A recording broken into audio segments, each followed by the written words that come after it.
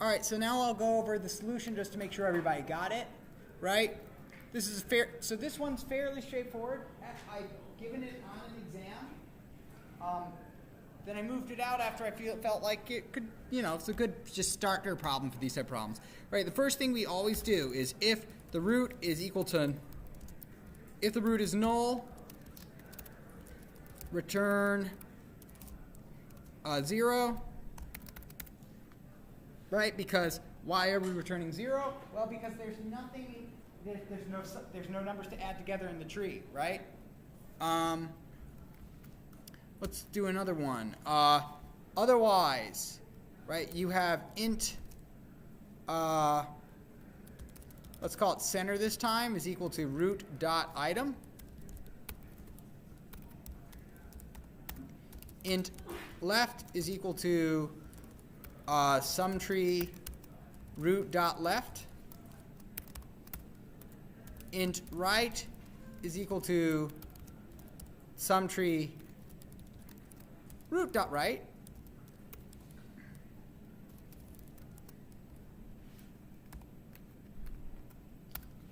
Int and then return center plus left plus center plus left plus right. So those lines will do it, right? Just get the values from your left tree and right tree and add them to what's in the root, and that's all you need. Now suppose though that this problem was, so this is fairly straightforward, but now suppose the problem was something a bit different, like it was like this, some even tree. So instead of just adding all the numbers, we want to add only the numbers that are even in this tree. All right, that doesn't require too much of a fix. And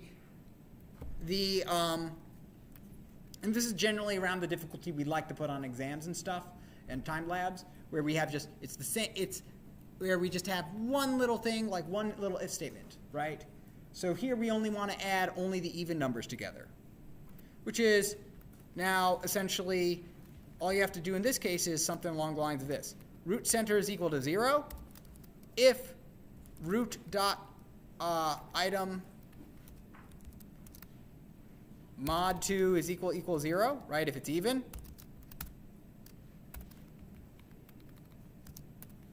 Root dot center is equal to root dot item. So we only add it. So we only get root dot item. We only get the value for root dot.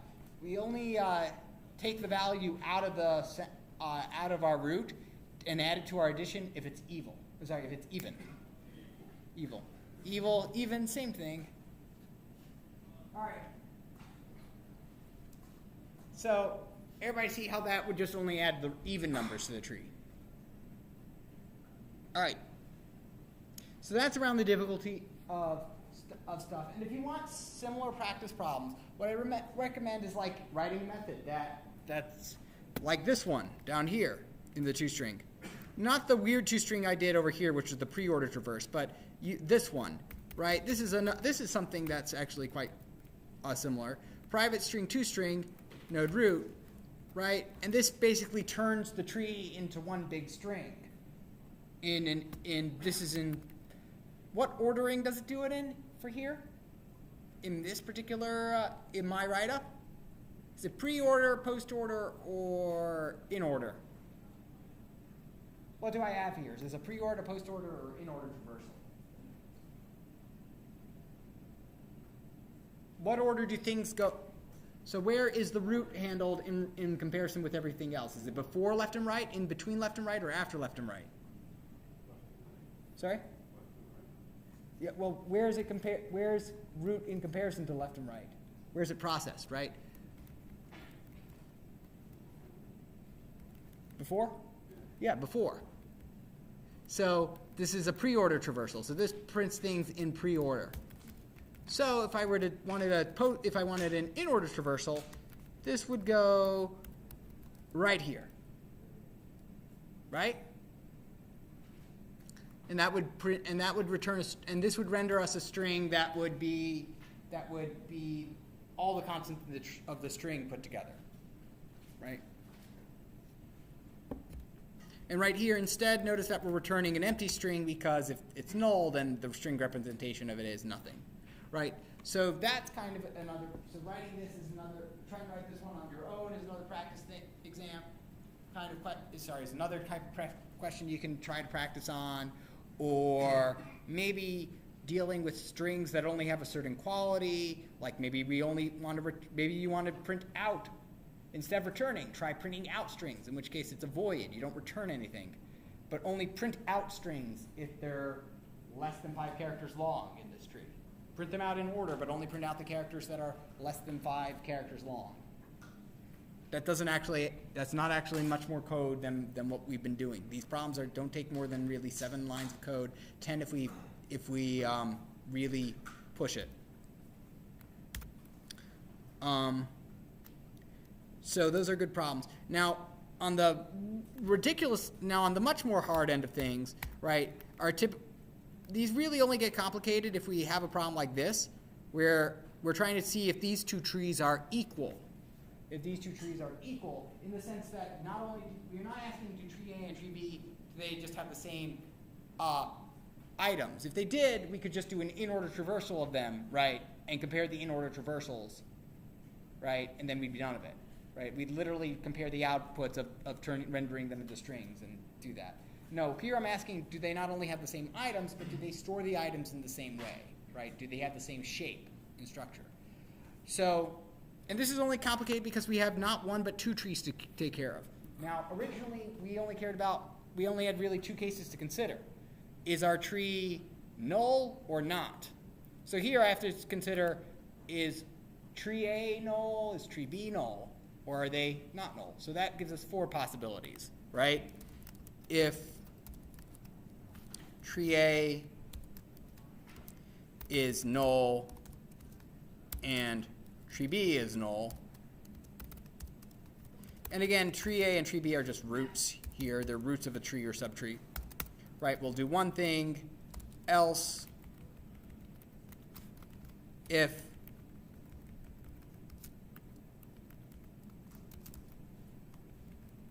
and then I'll grab this as well. Control V, else. Right? There's 4 possibilities here for the states of nullness. Right? They could be both null. One could be null, but the other might not be. Right? So those are those cases. Right? Tree A has something, but tree B doesn't. Tree A has nothing. But tree B has something, or they could both have something, right? So this one's a bit more complicated, but it's only more complicated because we're taking in 2 items here, okay? I'm not going to ask you that kind of question on an exam, but this is just good practice here, okay? So let's think through it. Well, if tree A and tree B are null, are they equal? At that point, are they equal? Yep. If they're both null, then they're both equal, so we return true. What about if one is null but the other isn't? Would we say they're the same at that point? No. So just return false over here. Return false. And and return false over here. Otherwise, they both have something, right? So let me just grab this marker and reiterate.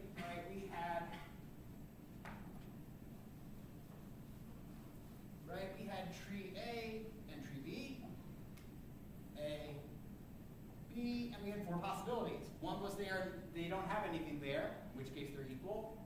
The other possibility was A was there, but B had nothing, which is false. They're not the same. Not the same in this case either. But now we're dealing with, well, we've actually got something here and something here. So tree A and tree B, right? Now we have to ask ourselves, so now we have to figure out, oh boy, where do we go from here? So the first thing we need to do is make the easiest local decision we can. Are the roots the same? Right? If the roots are not the same, then we can say, well, then they're not the same at all. Right? So let's go ahead. That makes sense to everybody? We can just start by comparing the roots. If tree A dot item dot equals tree B dot item, right? That's one thing. Well, then we'll do something. But if they're not equal,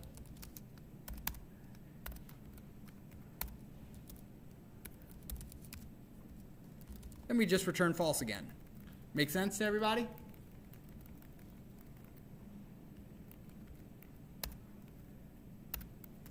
So now we're in the case where they are equal to each other, right? Tree A and tree B are equal to each other. So now where do we go from here?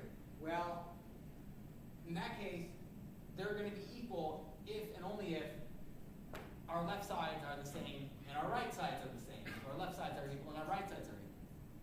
So and that's, now that we're dealing with our left subtrees and our right subtrees, this is recursive now. Right? This is the part where we have to make this recursive. So we ask, so let's go with Boolean left. Left same is equal to equals tree A dot left, tree B dot left. So we compare our left trees and ask if they're the same. And then we do the exact same thing on our right side. Boolean right same is equal to equals